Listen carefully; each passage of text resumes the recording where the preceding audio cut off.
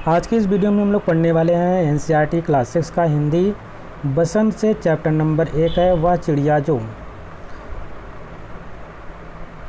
इस वीडियो के माध्यम से हम लोग इस चैप्टर के जो महत्वपूर्ण प्रश्न अभ्यास उसको सॉल्व करने वाले। यदि आप चैनल पर नए हैं तो चैनल को सब्सक्राइब कर लीजिएगा।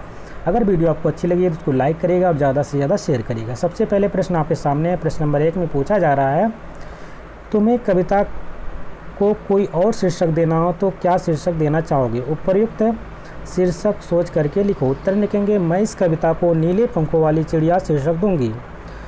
इनके अन्य शीर्षक नन्ही चिड़िया या सुंदर चिड़िया भी हो सकते हैं। प्रश्न नंबर 2 है, इस कविता के आधार पर बताओ कि चिड़िया को किन किन चीज़ों से प्यार है।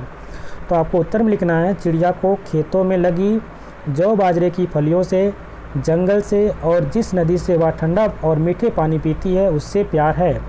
उसे जंगल में मधुर स्वर में गाना भी अच्छा लगता है। प्रश्न नंबर 3 में पूछा जा रहा है, यहाँ पे आशय स्पष्ट करना है। वाक्य दे रखा है, रस उड़ेल कर गा लेती है। इसका अर्थ क्या होगा, इसका आशय क्या होगा, आपको लिखना है। उत्तर में लिखेंगे आप लोग, इस पंक्ति का आशय यह है कि चिड़िया खुश होकर गाने लगती है क्योंकि वह स्वतंत्र है। उसके गाने में माधुर्य है। ऐसा लगता है कि जैसे उसने वातावरण में रस उड़ेल कर उसे रसमय कर दिया है। प्रश्न नंबर 4 है, आशय स्पष्ट इसमें भी करना है। वाक्य दे रखा है, चढ़ी नदी का दिल टटोलकर जल का मोती ले जाती। इसका उत्तर आप लिखेंगे, इस पंक्ति का आशय यह है कि चिड़िया ऐसे ही नदी से जल कर लेकर अपनी प्यास नहीं बुझाती, वह पहले उपनाती हुई नदी का मन टटोलती और उसकी इच्छा का ध्यान भी रखती। अंत में अपनी कार्यकुशलता से जल राशि के बीच स्थित जल के मोती को ढूंढ लेती, क्योंकि उस जल से चिड़िया की प्यास बुझती। इसलिए पानी मोती के समान अमूल्य है। प्रश्न नंबर 5 में पूछा जा रहा है कि नीचे पक्षियों के कुछ नाम दिए गए हैं। उनमें यदि कोई पक्षी एक से अधिक रंग का है तो लिखो कि उनके किस किस हिस्से का रंग कैसा होता है। जैसे कि तोते की बात करते हैं तो तोते का जो चोंच होती है वो लाल होती है और शरीर हरा होता है। उसी प्रकार से और भी कुछ पक्षी के नाम हैं, उनके रंग के, उनके शरीर के रंग के बारे में आपको लिखना है उत्तर में। जैसे पहले पक्षी की बात करते हैं मैना, दूसरा है कौवा, तीसरा है बत्तख और चौथा है कबूतर। मैना की बात करते हैं तो मैने के कलर के बारे में बात करते हैं तो ये हल्के काले रंग की होती है और गर्दन पे हल्के धब्बे होते हैं। कौवे की बात करते हैं तो कौवा कैसा होता है, काले रंग का होता है। इनके पंख कहीं कहीं गहरे व कहीं कहीं हल्के काले होते हैं। उसी प्रकार बत्तख की बात करते हैं तो बत्तख की चोंच व पाँव जो होते हैं वो हल्के पीले रंग के होते हैं और पूरा शरीर सफ़ेद पंखों से ढका होता है।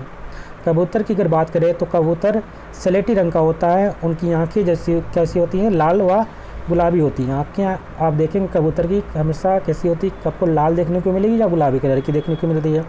उनकी गर्दन पर हल्के काले व सतरंगी रंग की झलक देखने को मिलती है। प्रश्न नंबर 6 में पूछा जा रहा है, कविता का हर बंद वह चिड़िया जो से शुरू होता है। यानी कि जो कविता आपकी स्टार्ट यहाँ पे हो रही है वो कहाँ से शुरू हो रहा है, वो यहाँ से शुरू होता है, वह चिड़िया जो से शुरू होता है और मुझे डैश बहुत प्यार यहाँ पे ख़त्म होता है।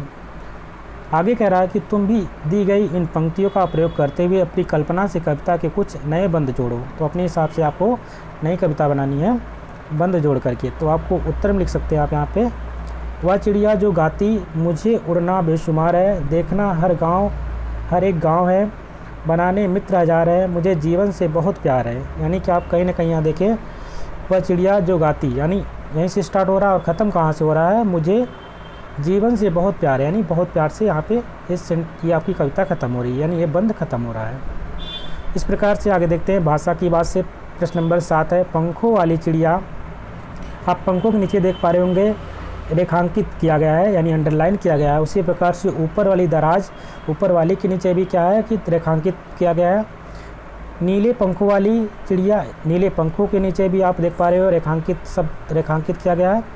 सबसे ऊपर वाली दराज, सबसे ऊपर के नीचे भी रेखांकित किया गया है। तो आपको इसमें बोला जा रहा है कि यहाँ रेखांकित शब्द विशेषण का काम कर रहे हैं। जो रेखांकित शब्द हैं वो किसका काम कर रहे हैं, विशेषण। विशेषण क्या होता है, किसी वस्तु की विशेषता बताने वाले शब्दों को हम क्या कहते हैं, विशेषण कहते हैं।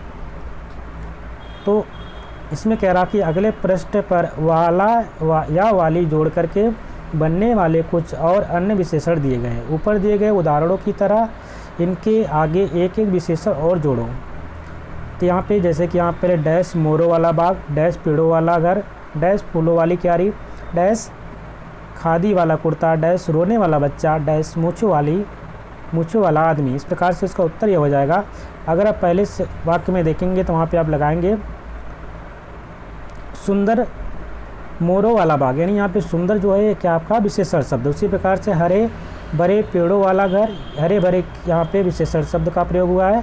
उसी प्रकार से अगले सेंटेंस में देखेंगे तो यहाँ पे लिखा है गुलाबी फूलों वाली क्यारी। उसी प्रकार से सफ़ेद खादी वाला कुर्ता, बिलख कर रोने वाला बच्चा और बड़ी मूँछों वाला आदमी।